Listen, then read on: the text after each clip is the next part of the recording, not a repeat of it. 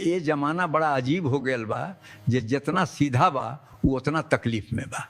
तो का अच्छा बने के सजा मिलत बा। ना ई सजा ना होला, ई तो परीक्षा होला। जवन लोग ज्यादा कष्ट झेलेला ओकर मतलब ई ना कि उ गलत बाटन, बल्कि उ जरूरत से ज्यादा साफ दिल के होवन। अब लोग अच्छाई से ना पैसा से आदमी का कीमत लगावेला। सोना जितना आग में तपेला उतना ही चमकेला, वैसे ही अच्छा इंसान कष्ट में निखर जाला। सही कहत बाटू, दुख सजा ना होला, उ ताकत बनावे के तरीका होला। ईटा नियन मजबूत बने खातिर नरम माटी के आग में जड़े के पड़ेला। बाकी एगो बात खटक जाला, आजकल लोग अच्छाई के कमजोरी समझ लेता।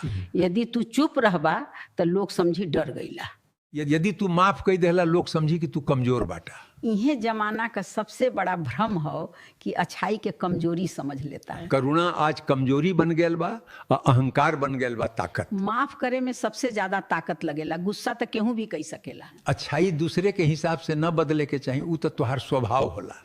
अच्छाई के केहू के प्रमाण पत्र के जरूरत ना होला। सच्चा इंसान के कीमत तब बुझाला जब वो दूर हो जाला। ये तो इंसान के आदत हो, जवन चीज रोज मिले ओकर कदर ना होला। अच्छाई से मुंह मोड़े वाला दुनिया में बहुत मिल जाइहन।